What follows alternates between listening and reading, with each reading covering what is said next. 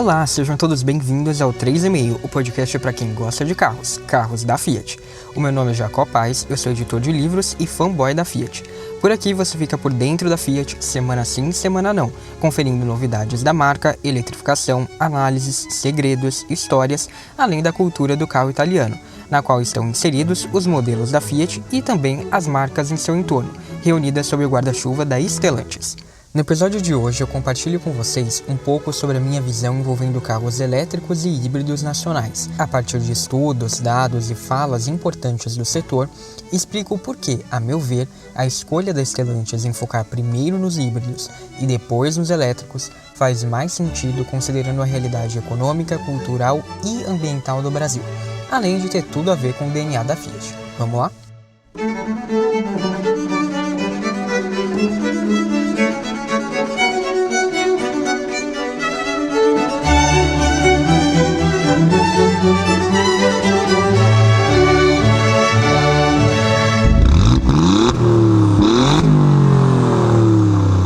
Na semana que passou, o presidente da Stellantis para a América do Sul, Antônio Filosa, se reuniu com o governador do estado do Rio de Janeiro, Cláudio Castro, para confirmar a continuidade dos investimentos do polo automotivo de Porto Real, a unidade que pertencia à PSA e que hoje produz os modelos da Citroën. Os investimentos são de 2,5 bilhões de reais até 2025, sendo que 330 milhões desse montante já foram aplicados no desenvolvimento da variante da plataforma CMP, que é utilizada pelo novo C3.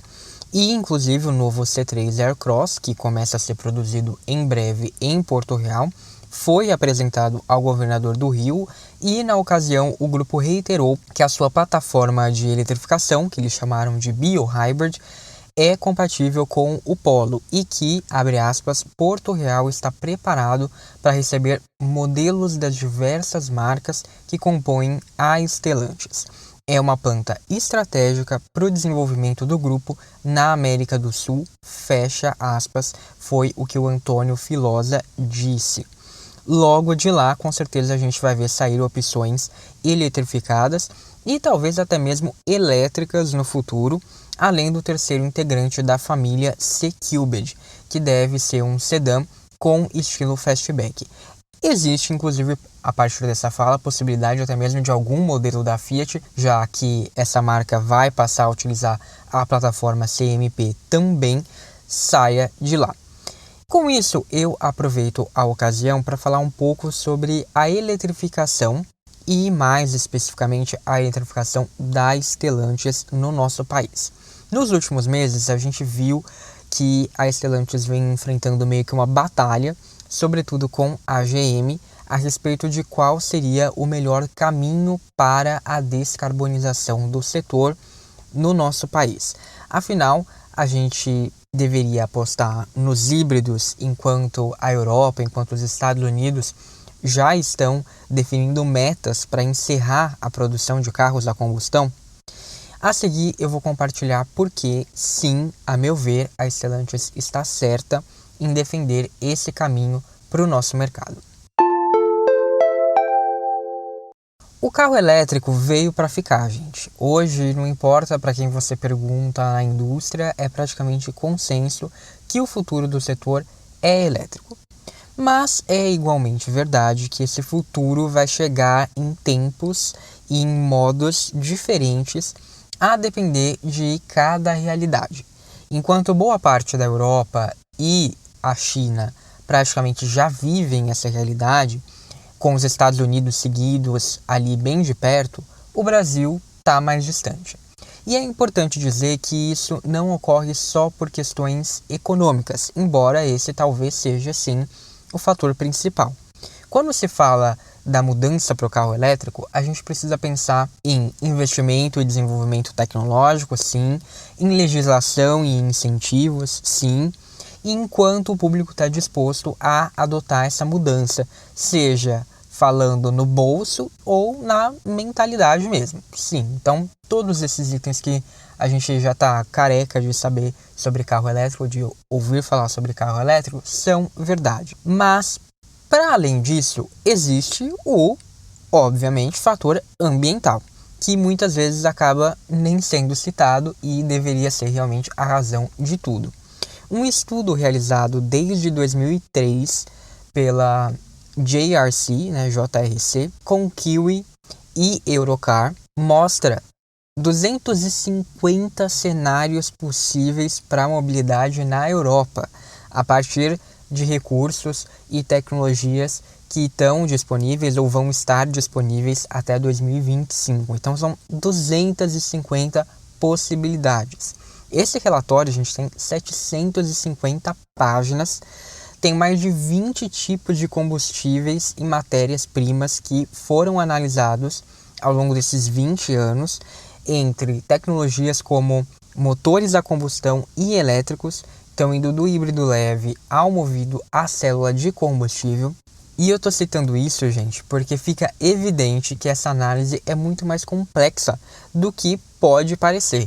E vai depender de inúmeros fatores, entre eles o modo como se obtém a energia que vai carregar o carro elétrico. Já o estudo feito pela Associação Nacional dos Fabricantes de Veículos Automotores, a Anfávia, e pela consultoria americana BCG, que é o Boston Consulting Group, mostra que Europa, China e Estados Unidos estão à frente nesse movimento e eles vão trocar radicalmente o percentual de modelos movidos a combustão por veículos elétricos no período de 2020 a 2035. Então, sei lá, de 80% vai passar a 10%, na China vai chegar a 0%. Não só pelo tradicional conjunto de fatores levantados, que a gente sempre levanta, como esses que eu citei, mas também porque eles formam o grupo que mais polui o planeta, sentindo os efeitos disso com uma frequência cada vez maior. Então, obviamente, a urgência deles vai ser outra.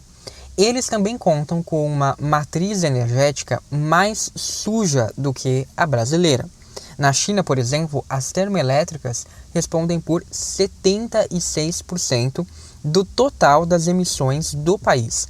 No Japão, são 75%. Na Europa e nos Estados Unidos, quase 60% das emissões se referem à geração de energia por ser uma energia suja. Já o setor de transporte é responsável, em cada um desses lugares, por outros 20% mais ou menos das emissões de CO2. Enquanto isso, no Brasil, o problema é outro, porque aqui a atividade agropecuária, com a flatulência do gado, com o tratamento do solo, com estrume, fertilizantes, é a atividade responsável pela maior parte das emissões de CO2, que está na casa dos 35% de todas as nossas emissões, segundo esse mesmo estudo. O desmatamento aparece em segundo lugar, com 27% de participação. E a geração de energia vem em seguida, com 17%. O setor de transporte só aparece depois, corresponde a apenas 13%, sendo que desses 13%, 91% do total é de veículos pesados, como caminhões e ônibus. Ou seja, nem de longe o carro seria por si só um fator preocupante na nossa realidade brasileira. E isso também mostra que o carro elétrico por conta própria não basta. Ele está longe de ser a resposta final aos desafios climáticos pelo qual o mundo passa, como sempre, principalmente pelo pessoal de marketing, se cogita.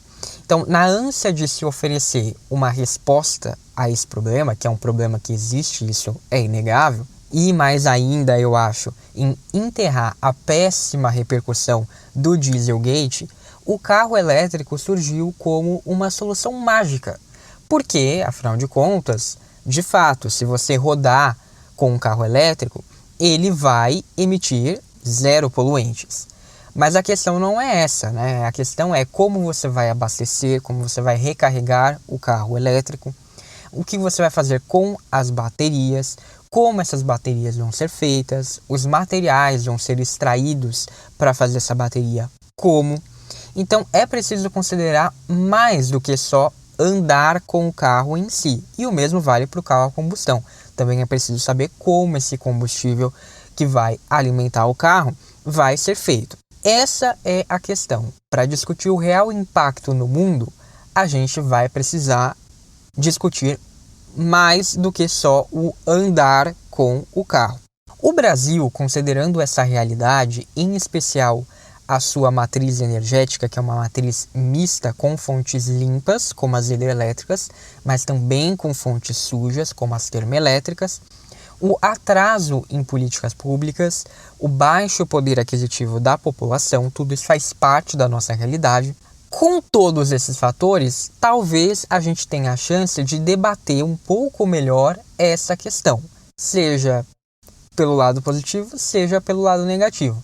Por conta das nossas particularidades, uma guerra se instaurou entre montadoras ou mesmo entre o público, né? Pessoas que acham uma coisa, defendem um lado, defendem outro. Então, de um lado a gente tem pessoas que defendem um carro elétrico puro, 100%, do outro a gente tem as pessoas que entendem que tem um espaço para outras soluções, sobretudo com o uso do etanol. E essa discussão não é de hoje, evidente. O próprio estudo que eu citei da Anfávia foi realizado em 2021 e já mostrava alguns caminhos para a descarbonização do setor no Brasil. Eles apontaram nesse estudo 3 cenários. No primeiro, os elétricos continuariam sendo introduzidos em uma marcha lenta e a gente chegaria a 2035 com 67% da frota composta por automóveis flex e 32% por eletrificados, híbridos plug-in e elétricos puros. Ou seja, continuaria uma proporção bem maior para os carros movidos a combustão. No segundo, a gente teria um alto número de investimentos que seria capaz de fazer com que a indústria virasse a chave para os elétricos e virasse mais rapidamente. Nesse cenário, a gente chegaria a 2035 com níveis de eletrificação próximos ao que mercados mais avançados vão ter em 2030, por exemplo. A proporção de carros elétricos para carros a combustão na Europa até 2030, a gente conseguiria até 2035. Ou seja, por volta de 62% do mercado seria elétrico e 37% flex, mais ou menos o oposto do cenário 1. E por fim, a gente teria o terceiro cenário, que imagina que a eletrificação manteria o ritmo do primeiro cenário, ou seja, não viraria uma grande prioridade. Mas aqui o etanol entraria em cena como protagonista da descarbonização. E o mais curioso, gente, é que esse último cenário se mostrou ainda mais vantajoso do que a aposta total na eletrificação do segundo cenário, e sem demandar tantos investimentos. Segundo o estudo, a gente chegaria a 2035 com um nível de emissões de CO2 10% menor na comparação com o segundo cenário, ou seja, o cenário da aposta na eletrificação, e 15% menor em relação ao primeiro, ou seja, continuar como está basicamente. Isso considerando as emissões medidas desde a produção do combustível até o consumo, e não só no escapamento. Essa metodologia é chamada de do poço à roda, ou seja, ela leva em conta desde a origem do combustível ou da energia até o consumo pelo carro. E por isso é possível que um carro movido a combustão com etanol seja tão vantajoso ou mais que um carro 100% elétrico. E foi essa metodologia que a Stellantis usou para promover, em conjunto com a Bosch, um estudo divulgado no ano passado. A análise foi bastante reveladora também, porque mostrou que o carro movido a etanol no Brasil tem praticamente a mesma eficiência de um carro elétrico lá na Europa.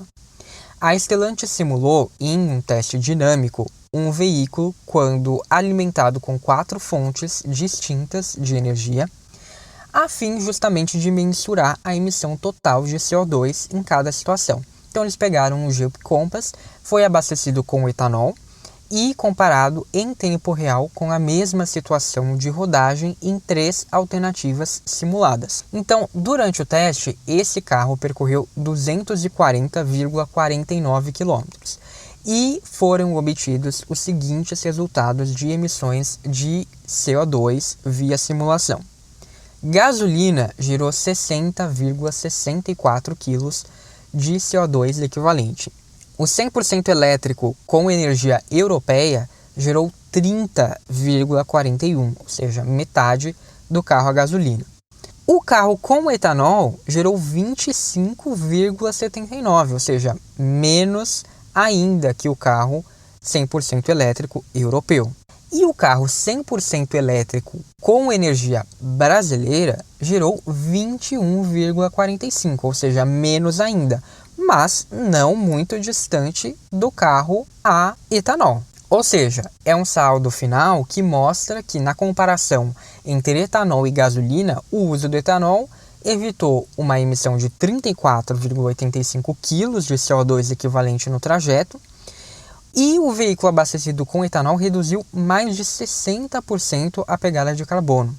Mais do que isso, o veículo movido a etanol apresentou vantagens, inclusive, como eu disse, em comparação ao elétrico, abastecido com energia gerada na Europa.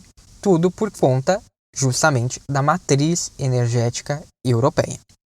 Portanto, fica evidente que o carro elétrico pode ser uma resposta, ou ele pode talvez ser até uma necessidade para melhorar a pegada de carbono na Europa, ou talvez nos Estados Unidos, na China, nesses lugares em que a matriz energética é realmente um grande emissor de poluentes, é muito suja.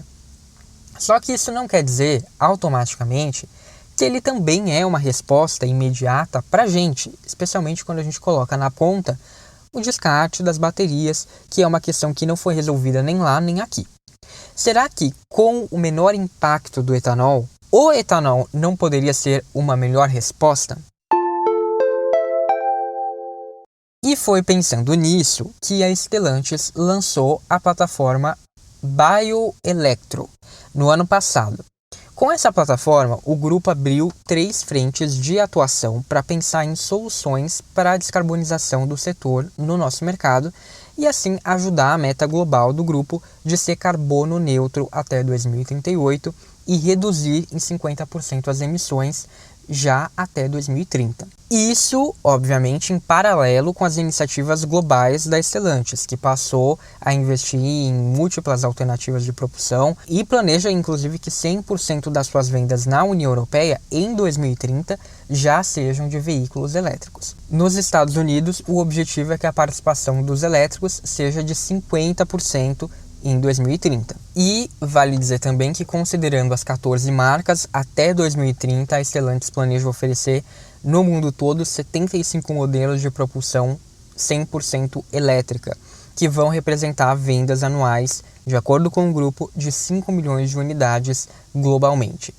No Brasil, porém, a empresa anunciou que, tendo em vista a múltipla matriz energética, ela tinha como objetivo, abre aspas, aproveitar as vantagens competitivas regionais para tornar a propulsão mais limpa e eficiente.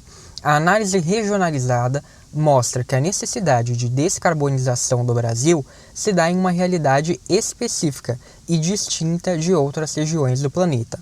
Fecha aspas. Para o grupo, a matriz energética mais sustentável do Brasil, com o uso de biocombustíveis e da geração de energia elétrica por meios renováveis, abre o nosso país para um leque de opções de soluções de mobilidade, em condição, inclusive na palavra deles, privilegiada, porque permitiria uma alternativa competitiva na hora de difundir a eletrificação, e mesmo assim cumprindo as metas de emissões. Então, considerando o conceito do campo à roda, o etanol se mostraria, na visão da Stellantis, altamente eficiente quanto às emissões, porque, além de tudo, a cana-de-açúcar tem um ciclo de desenvolvimento vegetal que pode ser capaz de absorver de 70% a 80% do CO2 liberado na produção e na queima do etanol combustível. A empresa também ressaltou que os elétricos, embora sejam eficientes no processo de descarbonização, têm um custo muito elevado, como a gente já sabe, o que impediria a sua aquisição por faixas mais amplas de consumidores. E como ainda não tem a escala necessária e precisa ser desenvolvido e aprimorado, quando a gente fala de produção local aqui no Brasil, o carro elétrico precisaria de mais tempo para de fato ser uma alternativa de massa na estratégia de descarbonização de um país com as características de renda como as do Brasil. Para a Stellantis, portanto, apostar em soluções locais permitiria o acesso de faixas maiores do mercado consumidor a essas tecnologias de baixa emissão. E a empresa não é a única a pensar desse modo. A gente tem a Toyota e a Volkswagen, pelo menos, que também já emitiram declarações seguindo essa mesma linha. E a montadora japonesa, inclusive, já conta com modelos híbridos flex produzidos aqui, embora utilize parte da tecnologia vinda de fora, que não é algo que a Stellantis quer fazer. A Stellantis quer nacionalizar o máximo possível. Eles falam, inclusive, que os carros produzidos aqui no Brasil têm um índice de nacionalização de 90%. Então, eles querem replicar essa mesma estratégia para a eletrificação. Porém, eis que surge o fator GM. E agora, um pequeno intervalo para lembrar você que os episódios do 3,5 vão ao ar também no youtube.com/3,5 podcast, sempre no mesmo dia, mas um pouquinho mais tarde do que nos apps de podcast. Se você estiver ouvindo por lá, curte o vídeo, se inscreve no canal e ativa as notificações clicando no sininho, assim você não perde os próximos episódios. Lá também vai estar todo o acervo do podcast, com episódios passados que valem ser maratonados, caso você ainda não tenha ouvido. Se você estiver ouvindo nos tocadores, clique em seguir no Spotify, no Apple Podcasts e no Amazon Music, ou em inscrever-se no Google Podcasts, ou ainda favoritar na Deezer. Isso ajuda o podcast a se manter relevante e ser encontrado por outras pessoas. E se você puder deixar uma avaliação, melhor ainda. Tem mais opções para ouvir, tá? É só acessar bit.ly/3,5 podcast para conferir e encontrar também posts especiais com conteúdo extra, além dos links para as referências citadas no podcast, incluindo episódios passados. E para conferir mais análises, novidades do dia a dia, fotos de carros da Fiat, segue lá o @3,5 podcast no Facebook e no Instagram. Recados dados, vamos voltar para o episódio.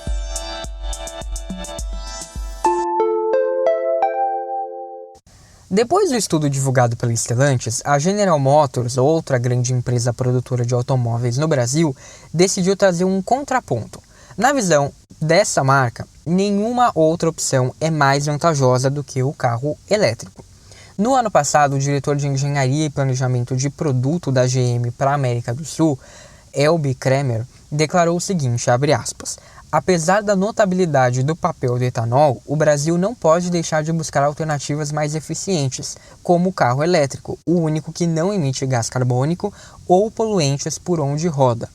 Por isso, nem escapamento tem. Fecha aspas. Para a GM, considerando o ciclo do poço à roda, ou seja, desde o plantio, colheita e produção, não teria como comparar a eficiência do carro elétrico na neutralização das emissões de poluentes.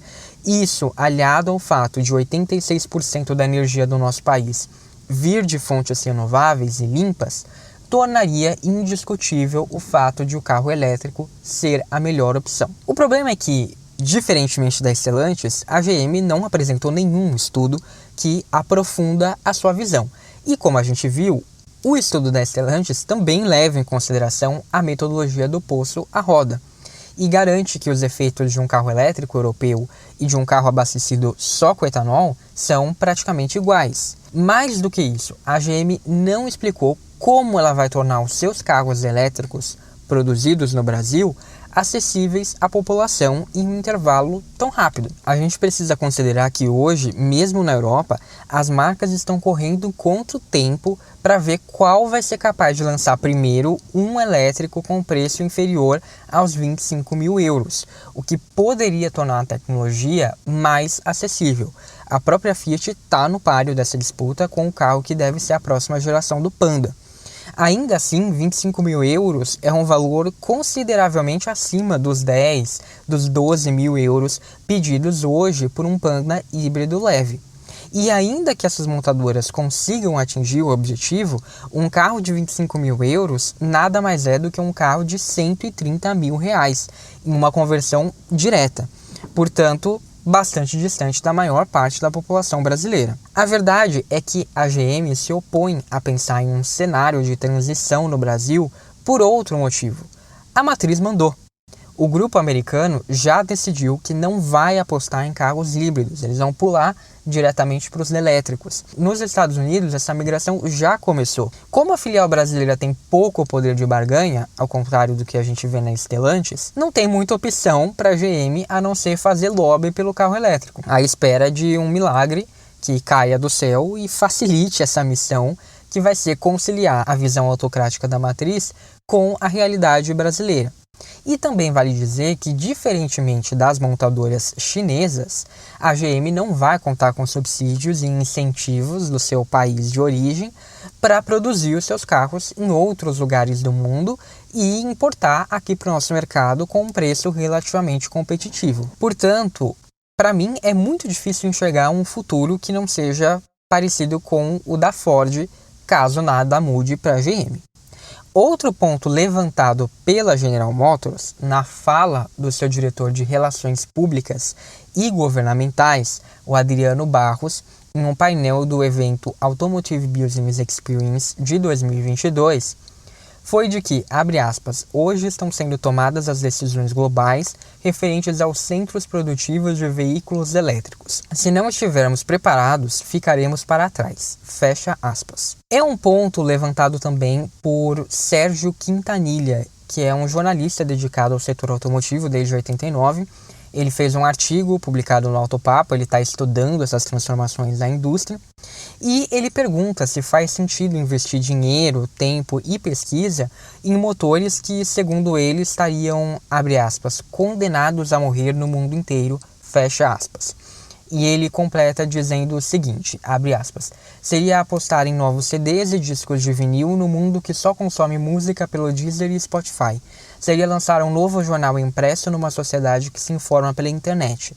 Seria como investir em filmes em videocassete para um consumidor que já adotou Netflix, Amazon e outros serviços de streaming, fecha aspas.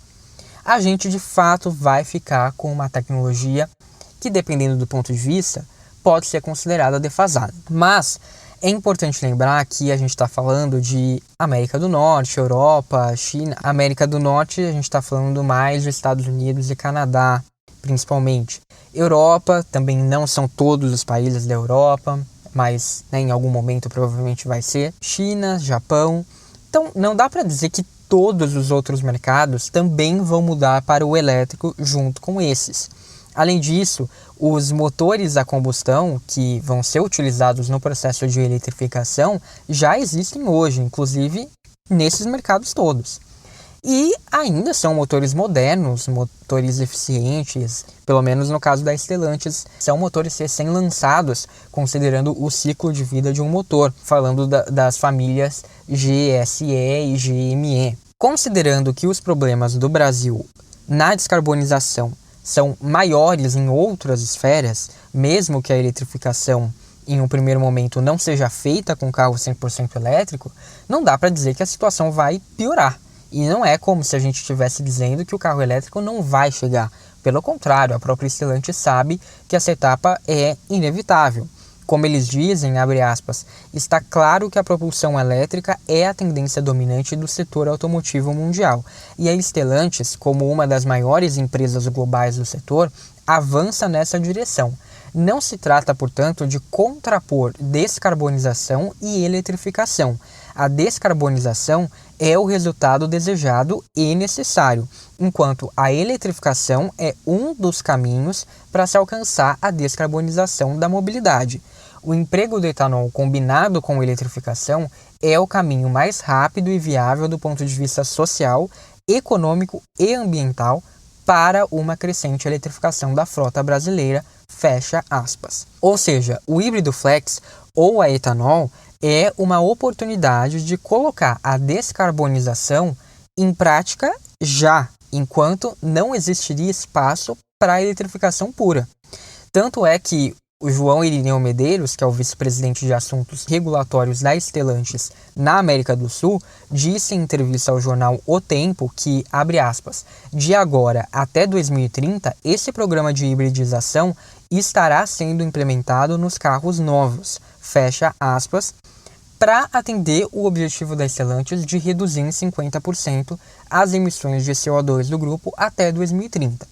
E vale dizer também que o grupo almeja que 60% das suas vendas sejam de carros elétricos ou híbridos no Brasil no fim desse mesmo período, ou seja, até 2030, sendo que 20% deles seriam puramente elétricos, enquanto nos Estados Unidos seria 50% e na Europa 100%. O Antônio Filosa declarou em entrevista à Auto Mais o seguinte, abre aspas, nós não estamos condenando uma tecnologia específica, longe disso. Antes de falar de tecnologia, nosso foco é analisar o problema, ou seja, precisamos descarbonizar o planeta.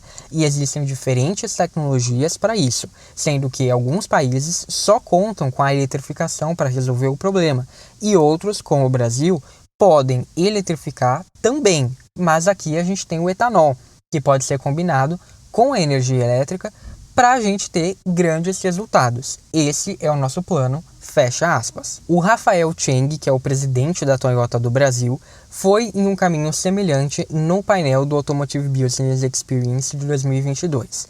Ele declarou que, abre aspas, a eletrificação não é uma questão de futuro, é de presente, fecha aspas. E disse que tudo depende da infraestrutura e da situação energética de cada mercado, abre aspas. Como marca, temos híbridos flex, híbridos plug-in, elétricos e até célula de combustível. Estamos preparados para trazer qualquer uma delas, mas as novas rotas tecnológicas têm que ser práticas e sustentáveis. E, no caso do Brasil, isso aponta para o etanol, fecha aspas. Mas existe um outro fator que poderia de fato jogar contra a visão da Stellantis. E é a questão de o brasileiro nunca ter engolido o carro a álcool. Eu reproduzo aqui dois exemplos citados também por Quintanilha no seu texto no Alto Papo. O primeiro é de Boris Feldman comentando a respeito do carro Flex. Abre aspas. Está comemorando 20 anos desde o seu lançamento em 2003, mas ajudou pouco na redução das emissões de CO2 que aceleram o efeito estufa, pois já rodam quase 85% de automóveis no Brasil com essa tecnologia, mas a gasolina ainda representa 70% do consumo nacional. Apenas 30% é etanol, fecha aspas. E o segundo reproduz uma fala da jornalista Paula Gama, do UOL, citando outro dado relevante, abre aspas. Para se ter uma ideia, 15 bilhões e meio de litros de etanol foram consumidos em 2022, contra 43 bilhões de gasolina, fecha aspas. Em relação a esse ponto, o Irineu deu a entender que políticas públicas poderiam incentivar o uso do etanol. Ele disse o seguinte, abre aspas, existe uma discussão acontecendo com o Ministério de Minas e Energia, as associações de classe, o Ministério de Desenvolvimento da Indústria e Comércio, ou seja, são vários setores e agências do governo debatendo e discutindo o tema da descarbonização acessível a curto prazo. E um dos elementos principais é o etanol, fecha aspas. Então foi isso que o executivo da Stellantis disse. Esse é o cenário que a gente tem. E para finalizar, eu acho que vale dizer que o desafio de determinar o que causa maior impacto ambiental ainda não está completamente concluído, tendo em vista que tanto a produção dos combustíveis quanto de baterias e o seu descarte ainda podem se desenvolver e estão sujeitas a diferentes realidades locais. A gente tem, por exemplo, o caso das pesquisas envolvendo os combustíveis sintéticos, que podem ser uma alternativa. Então, isso, aliado ao fato de o carro elétrico custar caro e a nossa indústria não estar pronta, me faz acreditar que a Stellantis tem sim uma visão mais alinhada com a realidade brasileira, inclusive no que diz respeito às potencialidades da nossa matriz energética. E como eu falo aqui no 3,5, lá desde a primeira temporada, a democratização é um forte pilar da Fiat. E hoje, mesmo na Europa, ter um carro elétrico democrático e acessível é um grande desafio. lá na Europa. Imagine então aqui no Brasil. Então a marca está desenhando o novo Panda para ser esse carro, mas ela já disse que isso só vai ser alcançado com algumas fortes concessões, como a gente viu em projetos dos anos 80, que tinham uma visão mais simplista e mais essencial do design italiano. No Brasil, o Uno só foi um carro acessível porque, ao contrário da Europa, ele utilizava vários componentes estruturais do seu antecessor. A meu ver, a transição por meio dos carros híbridos é uma solução muito mais digna do que essa que a gente viu no passado, porque a gente ainda vai estar contribuindo para uma redução significativa das emissões em um país que nem mesmo tem o seu principal problema quando se fala do assunto. Os outros países estão muito piores nesse quesito. Então, sim, eles precisam agir muito mais rapidamente com o que eles encontrarem pela frente. A gente não. A gente ainda teria uma gordurinha para fazer essa transição de um modo mais planejado. Mais do que isso, a eletrificação vai poder ser de fato acessível e vai poder desenvolver a indústria local, como a Fiat sempre fez ao longo da sua história aqui no Brasil. Não quer dizer que a gente não vai ter o carro elétrico se ele de fato for a melhor saída, como é apontado hoje mesmo em relação ao etanol. Se a gente for pegar no pé da letra, ele é melhor aqui no Brasil, ok?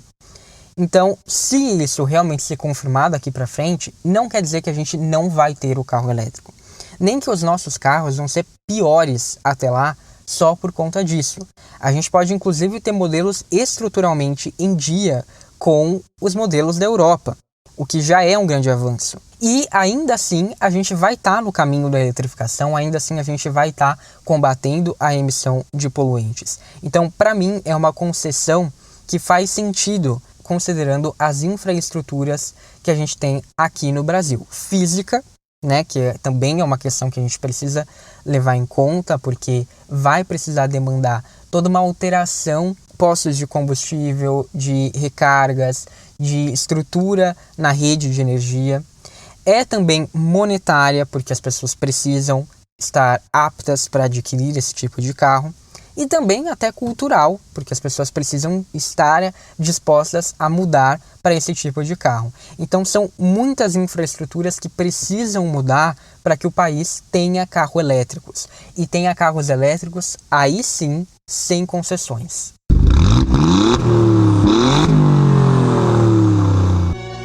Por hoje foi isso. Se você gostou desse episódio, não deixe de compartilhar com aquela pessoa que está atrás de saber mais sobre carros elétricos e híbridos. Então me conta, para você, o caminho escolhido pela Stellantis e pela Fiat tá certo? Obrigado, um abraço e até a próxima, ou no @3,5podcast nas redes sociais.